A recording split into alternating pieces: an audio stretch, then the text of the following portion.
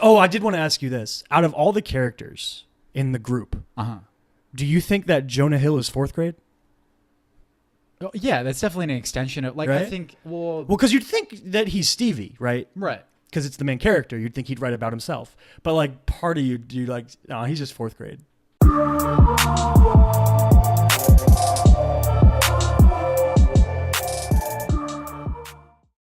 We in. Oh, shit, right into it. Yeah, we right into it. What up? Let's do it. Let's do it. Welcome to the Chris and Kyle Show. Spoilers. Mid90s. Directorial debut of Jonah Hill. Has he written anything before this? I think it's also his writing debut. Yeah. Not 100% positive. Mm-hmm. Definitely his writer-director debut, though. Movie stars, dude, how do you say this kid's name? Sufjan Stevens? Sonny Soljic? Sonny Soljic, maybe? Yes. Soljic. Going by NBA players, his name would be Soljic. Yeah. Catherine Waterston, Lucas Hedges, Nakel Smith, Olan Prennett, bunch of kids. Let's get into it. What do you think? Can I like safely assume that we both really like this movie? Yeah, for sure. This is a fucking great movie. It's a really good movie. Yeah. I wanted to ask you something. Yeah. Is there a name for the type of movie this is? The type of movie where it's not really plot driven. It's just I think of Inside Llewyn Davis kind of. Is there a name for that where it's just a movie where just Cinema Verite? Cinema Verite is the name? I'm fairly sure that's okay. I'll look it up right now. Continue to whenever I see movies like this, I usually like them a lot while I'm watching them, right? And then they end, and I'm kind of disappointed they're over. Especially this movie, because this movie ends with a bunch of unresolved conflict.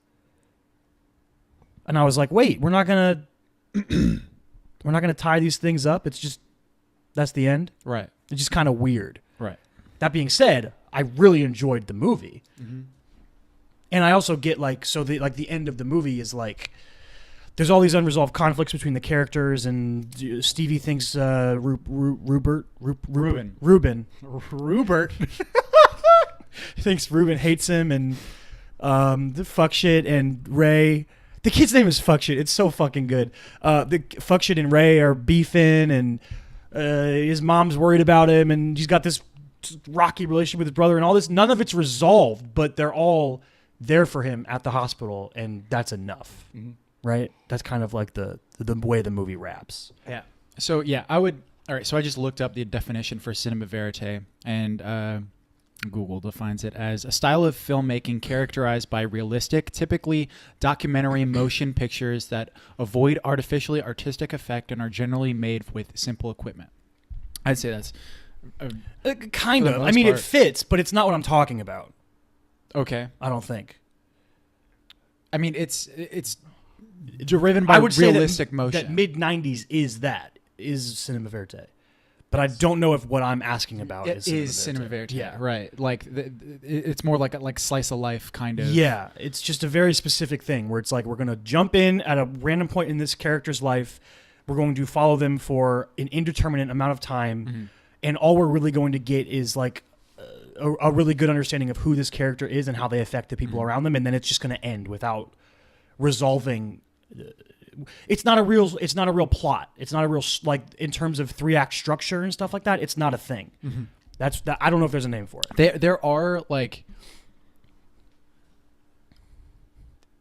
you can tell that this is like a movie that's written and directed by an actor and not like written and directed by a writer, or like there's a feel to it, like in movies like this that are like, you can't write this kind of movie really. You know what I mean? Like, it's almost like you're writing by situation, and you know in your head that, because there's still like, there's intentions and obstacles, right? You have this kid that's trying to fit in, and he's trying to make friends and stuff.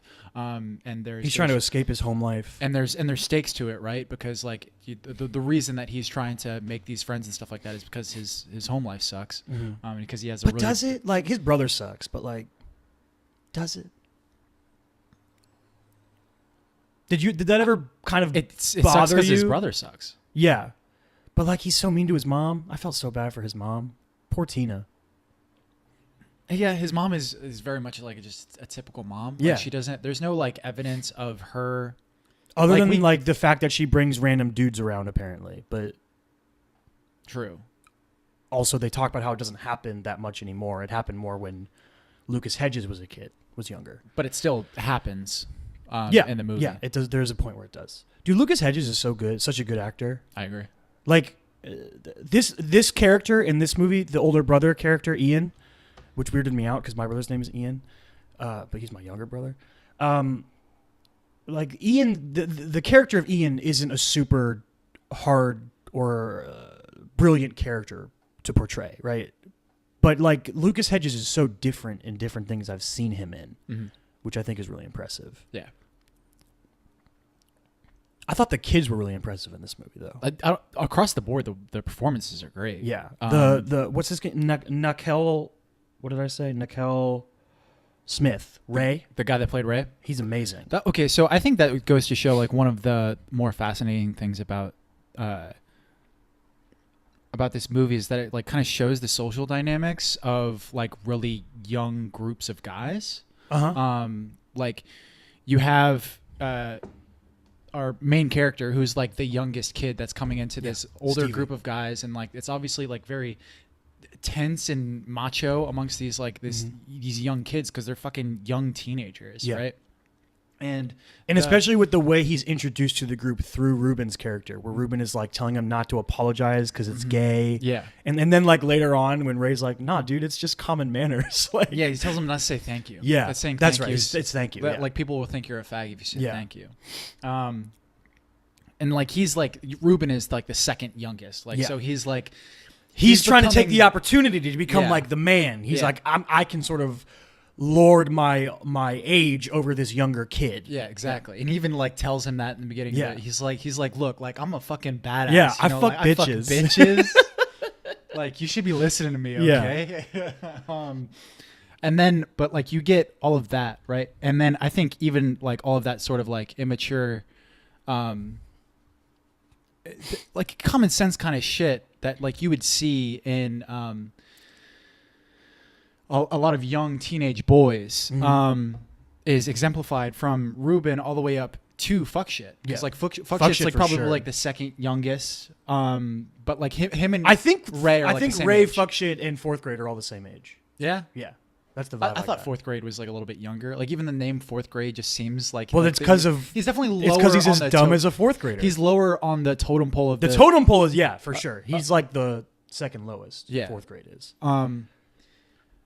But then you get to Ray, and Ray is considered the coolest. Ray's like their leader. He's their leader, but he's Yeah. also the one that has just like he's just so together. He seems like somebody that you would hang out with. You know, like he was super nice. Like he doesn't have a lot of that immature shit, and like the way that he's growing and becoming a man is like the and how that kind of And he has goals. and He wants his goals- he wants to leave. but everything about him and who he's becoming as a person yeah. is starting to clash with fuck shit. Yeah, because fuck shit's still just a kid.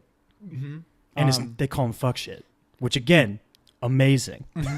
So funny. But like there's a point where fuck shit starts to say like because he's talking about how he's grounded because he's not doing well in school. And he's like, whatever, like I'm a C student, like I'm a junior. It's And not he's like like, I'm I'm cool with instantly. that. He's like, I'm not gonna instantly go to Harvard or some shit. But he's like, I feel like all this try hard shit is just corny, man. Like I'm just trying to have fun, go to parties and stuff. And Ray's like, I feel like that shit's corny. Yeah. Dude. Fuck shit is in the point of his life where he's a parent's worst nightmare. Yeah. Like, did you? Okay. So we're both '90s kids. Yes.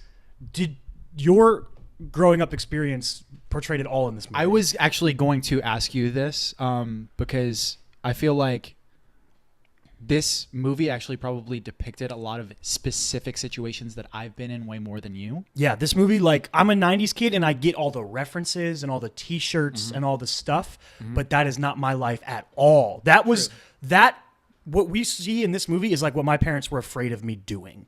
Right. Like, I remember when skateboarding became a thing and my parents were like terrified I would hang out with skaters. Right. And I also tried skateboarding, didn't like it, wasn't good at it, and I still have a scar from when I fell. Right. I don't think. I don't think either one of us like were big skaters or anything like that. But there was like specific situations. One, have you ever been in a car with a drunk driver? Nope. I have. Have you ever? So like, obviously, you don't have any older siblings. Nope. So like, I'm the oldest. Like, there was like a direct. Like that shit that he had with his older brother Ray. Ian, I mean, was kind of what I with had Ian. with Keith. Like he wasn't abusive or anything like that. But like I idolized him in the same way. And he's way older like that. Yeah, he's like my next sibling is only 3 years younger than me, right. And then the one after that is 4, and then 2. Mm-hmm. Like me and my siblings are all within a decade of each other, and there's 5 of us. Yeah. And even though like he wasn't abusive to me like Ian was to the main character in this movie, Stevie. Like there was still like more like he was more had that macho kind of like look, I'm a badass kind of thing. He still had that as well, you know, because he was young. Yeah. That, but like also being in a, have you ever been in a group like in any kind of group like that where you're hanging out with someone who is older than you and also more like where your parents are worried? No, I have. Nah, dude. I was a golden child. Yeah. I never did anything wrong. I mean, neither did I really, like, aside from like occasionally skipping school and stuff and like. Damn, dog, you're hardcore. Skipping school Damn, is hardcore. Dog, you're hardcore. Yeah, dude, such a badass. But yeah, like I've been in a lot of situations like that where like I'm trying to be like more badass around these people older than me that are being badass, you know, that like are that you drinking, think doing are drugs being and badass. Well, yeah. But like they're are drinking, doing drugs, shit like that. Who might be a little bit just crazier than I am, you know. So like I just saw a lot of that, like I related to a lot of those kind of situations. One thing I super liked about this movie was that like it's kind of like a two-sided thing. Like one, you're like, oh shit, like it's kind of like Jordan Peele, how you're like, oh shit, Jonah Hill has this in him. Yeah, right. Yeah. But at the same time, you could like in just like Jordan Peele, you're like oh, there's that like sense of humor. Yeah. That I'm used to. Like, there's a lot of specific lines that this main character will say or other characters will say where you're like, that is Jonah Hill to a T. The fucking, when the kid has sex with a girl, or like, he hooks up with the girl. He hooks up older with the than girl. him. And then he fucking hangs out with all of the guys. He comes out and they're all like, oh shit, sunburn! And they're all excited to see him and shit. They're all proud of him. They're dapping him up and like when he's drunk and shit. And he's like still a excited. Fucking 12-year-old or some shit. And he's all excited and everything. And they're like, so how was it? Like, what'd you guys do? And he was like, I put my 2 fingers in her vagina. And then they're all dapping him up and they're all excited. And he's like, it's so much lower than I thought it was going to be. And he's like, I want that to happen again. For sure. There's stuff that's like where Jonah Hill comes, the Jonah Hill that we know from him as a performer. Right. Right. Because I think there's a good chance that Mid90s is more Jonah Hill than anything he's ever done. Yeah. Right. And we just don't know that because we've only seen him as an actor. Yeah. Did you like wonder throughout like how much of this like kind of random shit is like just plucked straight, like the fact that the older brother's just constantly drinking orange juice, right? Just like weird stuff like that where it's like this had to just be something from Jonah Hill's and life. They were from like they lived in Florida, right? No, L.A. No. I'm talking about like before they were in Cali. They lived in Florida. I think he was lying when he said that. The kid? Yeah. I thought the kid, because I don't think they ever at any other point they talked about moving or anything. No? I think the kid was lying. Okay.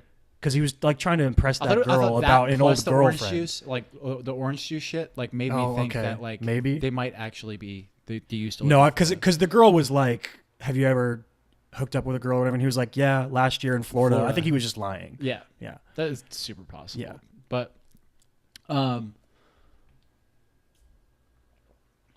so yeah, there's a lot of amazing things that this movie did right. I want to talk about the end real quick because you talked about how sort of like unsatisfying the end was. Is that the wrong word? It's too strong. Right. Unsatisfying is too strong of a Right. word. Yeah, like but it's just there's stuff left. It Uh-huh. doesn't feel there's no tying of the bow. Right. There's no denouement. There's no closing the loops of the conflict. Right. Do you feel like I would say that the biggest moment, and I would say like the biggest like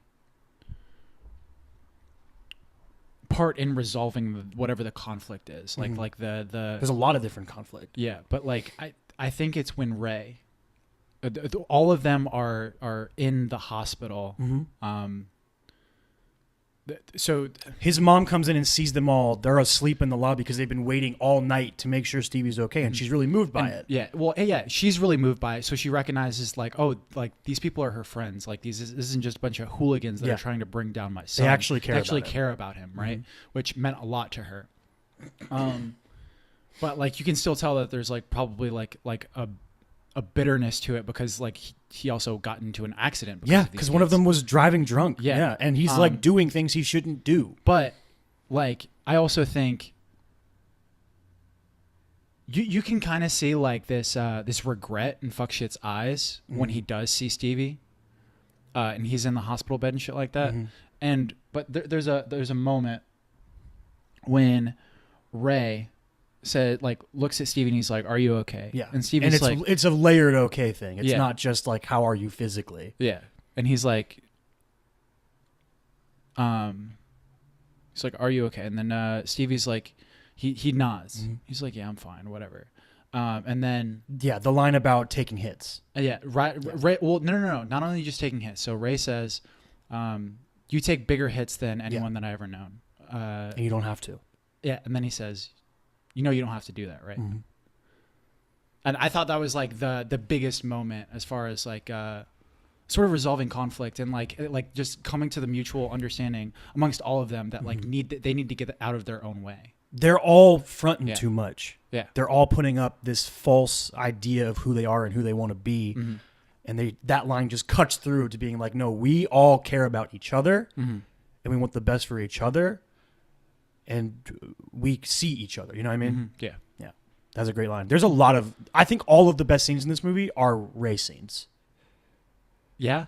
I think so. Like, my favorite scenes. That scene, the scene where Fuction and Ray are talking to the homeless guy, I think is really good. Who was that? The rapper? So it's Del the Funky Homo Sapien, which I didn't even realize until... you, like, freaked out when the credits rolled. Yeah. And then the scene after Stevie gets embarrassed by his mom and Ray talks to him in, like, the back of the skate shop and tells him about, like, everyone's problems. He's like, Ruben's mom is abusive and all this stuff about all the different kids they hang out with. And, you know, fourth grade's the poorest person I know. And then he told him about his problems. Like, and he just kind of, Stevie just sits there the whole time and never really says anything.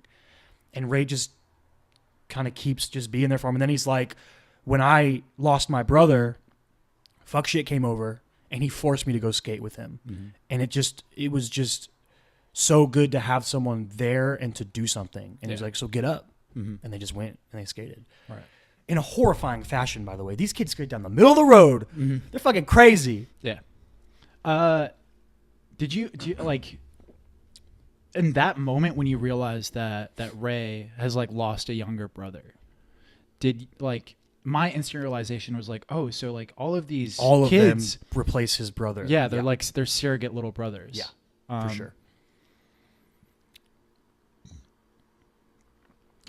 Was there anything that you didn't like about this movie?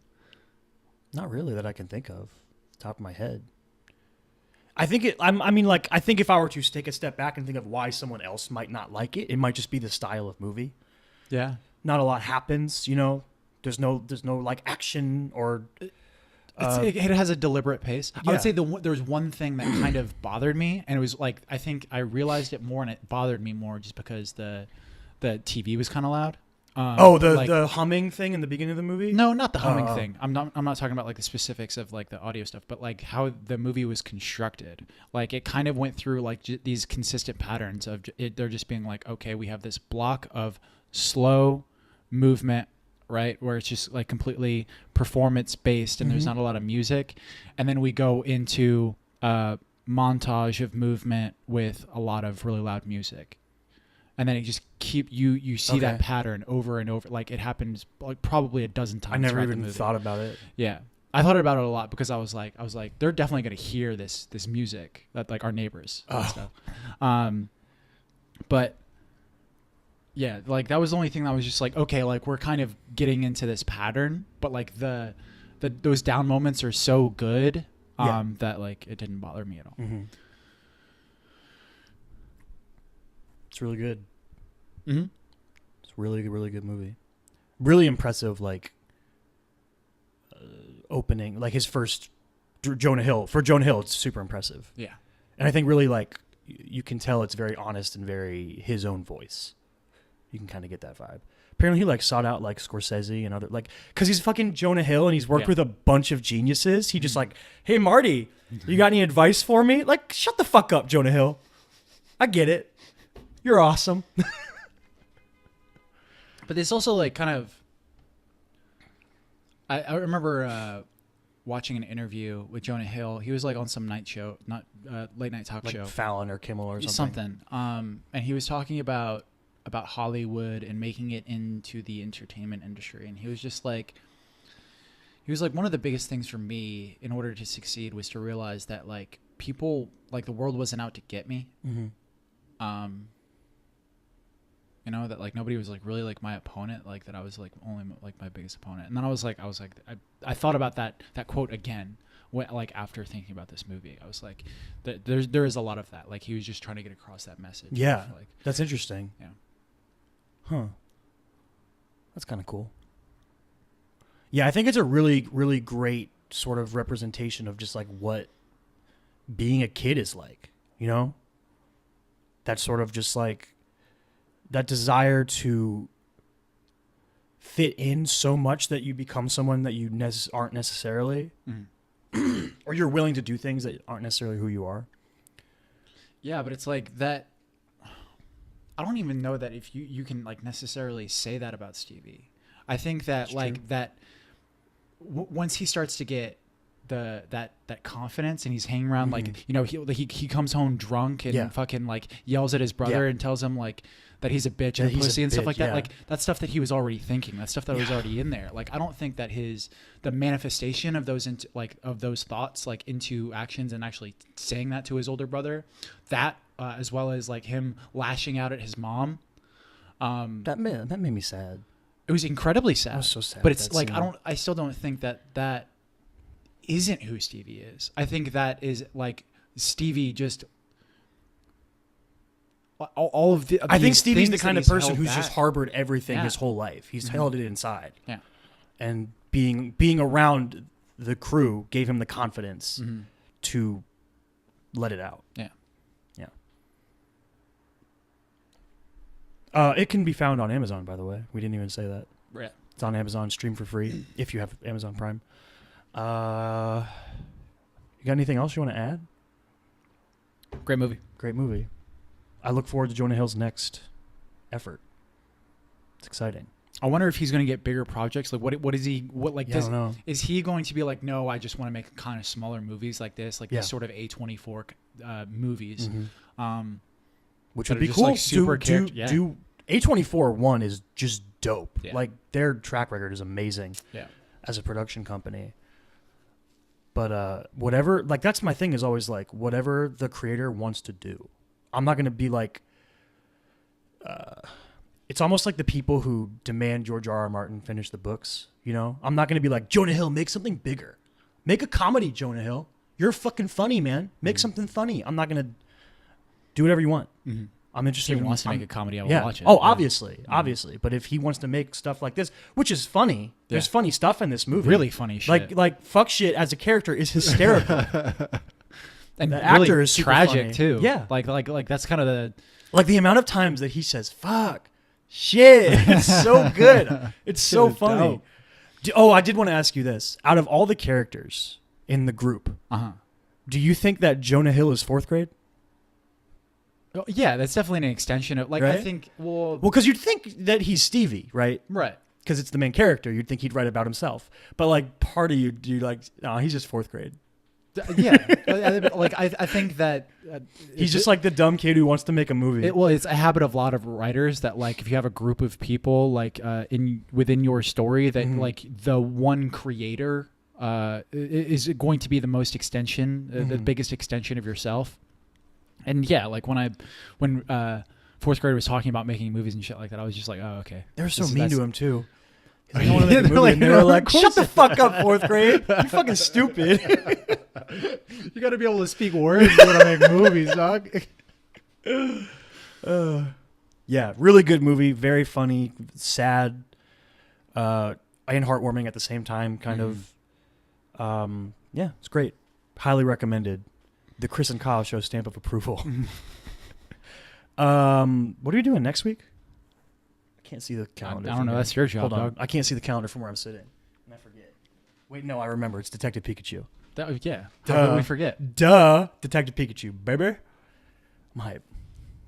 Just turn into Johnny Bravo for a second? Yeah, sure. Why not? Yeah. I'm hype. I'm like, don't get too hype. Let's wrap this show up. I don't want to pull a Chris Stott and get too hype about something and then be disappointed by it. Yeah. I don't think that'll happen. That happened one time. I know, it's just fun to fuck with you about it. Yeah, wrap it up. Find Chris, chrismichaelstott.com for his website. Check out his scripts. Chris Michael Stott on Instagram. Find me, Davinwell25 on Twitter and Instagram. Find the show, The Chris and Kyle Show, on YouTube, on all podcasting platforms, on Facebook, on Instagram, tcaks pod on Twitter. There is a poll out there right now to send us to the movies for the last spoiler episode of the month, between the weird combination of John Wick 3 Parabellum and Booksmart, Olivia Wilde's, I think, directorial debut, right? I think so. Yo, what if she's as good as Dog, Jonah she was Hill? just in House. Oh, yeah? Yeah, she just had a weird...